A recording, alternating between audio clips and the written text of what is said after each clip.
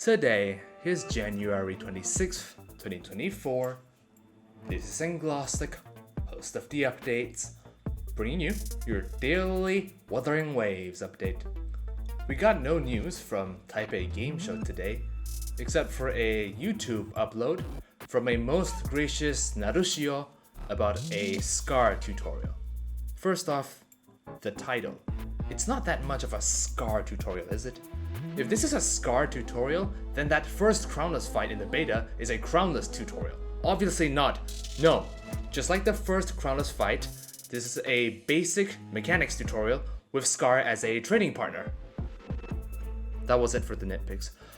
The tutorial covers 6 different things. 1. Perfect dodges, which always give you special dodge attacks that are far better than just pressing your normal attacks after a dodge. Second, there is the posture gauge, if Sekiro, or stagger, if Jedi Fallen Order, or structure, if Sifu, or ACS, if Armored Core, depending on what games you've played. When posture hits 0, the enemy enters a vulnerable state where you do your Wobo Swirl, start your Wombo Combo rotation, or just fumble your buttons. Number 3, parrying. When your attack clashes with their attack, telegraphed with a golden circle, you do good damage and chunk away at their posture. Again, you do this so they fall flat on their ass. Number 4, outro scale, which is like, you fill a meter by dealing damage, and when the meter is full, switching members activates an outro skill depending on the character, and the intro character does a big attack that does a bunch of posture damage. Number 5, echo. Echo's like, you can press a button every X amount of seconds to squeeze out more damage.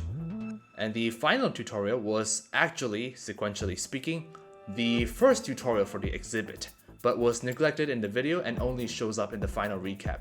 The final tutorial is essentially a special mechanics bar. This tutorial was actually about the special unique meter for each character, or their core passive if you PGR. So everybody fights with a bar. Daisuke's vision. Kuro, you've done it again. So if Tauzi uses her skill and successfully eats attacks with that skill, she gets points in her special bar and she can use that to initiate special counter attacks. That kind of thing. So after that, I think it's enough for the Taipei Game Show. Next up, we have the Chisa profile reveal. We've got that depressed, sad gun idol before she gets her act together and does a little fancy twirl. I'm guessing from this idol that they probably kept her backstory, which is dead dad. Number 2, normal attacks. I watch her normal attacks and I think, I'm always respectful of anyone trying to make like a gun normal attack string look cool while trying not to make it look too goofy, because they're always referencing like the gun kata style, where they blend guns and martial arts or dancing or all of the above. I'm not complaining. It's neat most of the time. It's the culmination of what you get if you ask, what if you tried to make shooting guns look more exciting and more acrobatic, maybe? So the first 2 attacks look kinda like combo filler, not much to discuss there. And for her third normal, she shoots around the back. I like to think that the idea was trying to minimize the amount of body exposed to a frontal opponent's line of fire. If you think about why people get on the ground if they are trying to avoid getting shot at, it's the same reasoning. The smaller your exposure to the barrel of the gun is, the less there is of you to hit. And then for the 4th shot, she goes for the epic finisher. It's kinda hard to tell from this footage, but I also forgot from the first beta. But did they keep her blowing away the smoke from her barrel like the tech test? I'd be extra happy if they did that. If they showed core passives in every shorts like this, Chisa will win so hard from that. Because the entire appeal was drowning out your enemies in bullet hail after styling on them with her skill. What with the sliding and the rolling and the parry this you filthy casual. And finally, the gun alt.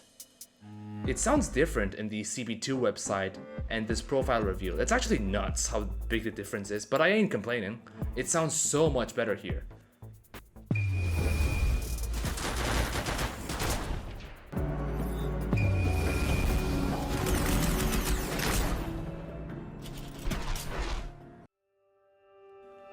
And at the end, when she finishes firing and she strikes the barrels of her guns together.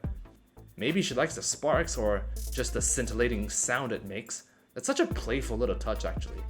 Gives her personality just a little bit more flavor.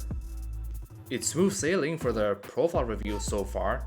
Not! Where the hell is her lore? Where the hell is her inspection report? That has been your Wuthering Waves update.